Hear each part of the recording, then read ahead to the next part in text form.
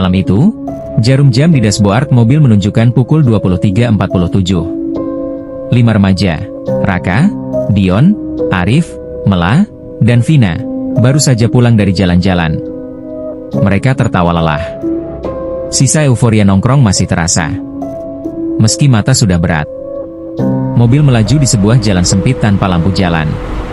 Kanan kiri hanyalah hutan karet, batang-batang pohon putih pucat berjajar rapi, seolah berdiri mengawasi.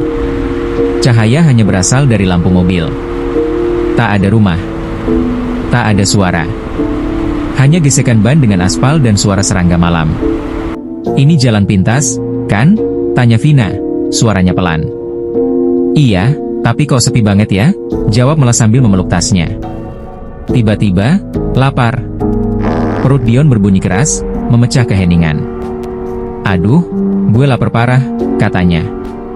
Kalau ada warung, kita berhenti sebentar ya, kata Dion. Beberapa ratus meter kemudian, lampu mobil menyorot sesuatu di kejauhan. Sebuah gubuk kayu di pinggir jalan. Di depannya tergantung lampu bohlam kuning redup, bergoyang pelan tertiup angin. Di papan kayu lusuh tertulis dengan cat hampir luntur, warung makan. Itu warung masih buka? Raka memperlambat mobil. Jam segini? Arif ragu. Tapi gue butuh kopi, Dion memohon. Akhirnya mereka berhenti. Begitu turun dari mobil, udara langsung terasa dingin dan lembab. Aroma tanah basah bercampur bau karet mentah menusuk hidung. Gubuk itu lebih tua dari yang terlihat saat jauh. Kayunya lapuk, lantainya tanah. Dan anehnya, tak ada suara malam di sekitar gubuk itu. Tak ada jangkrik. Tak ada angin. Hanya sunyi. Dari dalam gubuk muncul seorang pria tua. Tubuhnya kurus, punggungnya sedikit membungkuk. Wajahnya pucat, matanya cekung, tapi senyumnya terlalu lebar. Mampir, nak. Saya masih buka. Suaranya pelan, tapi terasa dekat di telinga. Mereka duduk di bangku kayu panjang. Pria itu menyeduhkan kopi dengan tangan gemetar. Saat Mela menoleh ke sudut gubuk, ia melihat tamu lain. Seorang pria duduk membelakangi mereka. Tubuhnya diam. Tak bergerak sama sekali. Anehnya, di depan pria itu tidak ada minuman. Pak, itu temannya? Tanya Mela pelan. Pemilik warung tersenyum. Oh, dia. Sudah lama di sini. Jawaban itu membuat bulu kuduk Raka berdiri. Ketika kopi disajikan, Dion mengaduknya, lalu berhenti. Kopi itu tak mengeluarkan uap. Padahal panas. Vina mulai merasa mual. Sejak masuk gubuk, dadanya sesak.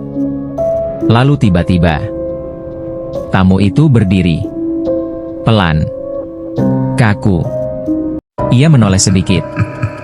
Wajahnya hitam lebam, matanya putih tanpa bola mata. Mulutnya tersenyum. Terlalu lebar. Hingga robek ke pipi. Mela menjerit. Saat itu juga, lampu bohlam padam. Gelap total. Dalam gelap, terdengar suara, kalian, berhenti terlalu lama. Suara itu bukan dari pemilik warung. Lampu menyala kembali.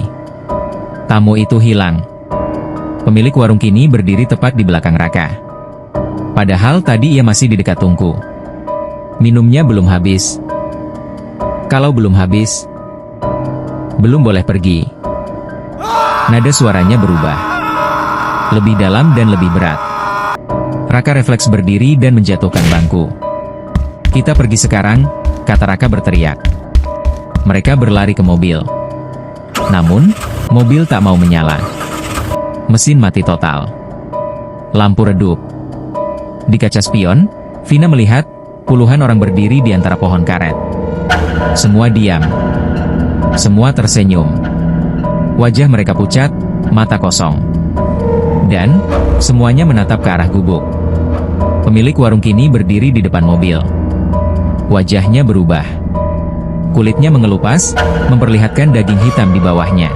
Warung ini, tempat orang-orang yang berhenti. Dan tak pernah pulang, katanya sambil tertawa seram. Tiba-tiba mesin mobil menyala sendiri. Tanpa pikir panjang, Raka menginjak gas. Mobil melesat, meninggalkan gubuk itu. Saat mereka menoleh ke belakang, gubuk itu tidak ada. Hanya jalan kosong dan hutan karet. Keesokan harinya, mereka kembali ke lokasi bersama warga. Tak ada warung. Tak ada gubuk. Seorang warga tua berkata pelan, "Dulu, memang pernah ada warung di situ. Tapi pemiliknya meninggal bersama tamu terakhirnya, warung itu ditabrak mobil truk yang oleng. Tapi mayatnya tak pernah ditemukan." Sejak malam itu, setiap melewati jalan hutan karet, jika melihat lampu kuning bergoyang di kejauhan, jangan berhenti. Karena mungkin, kopi di sana sedang menunggu kalian.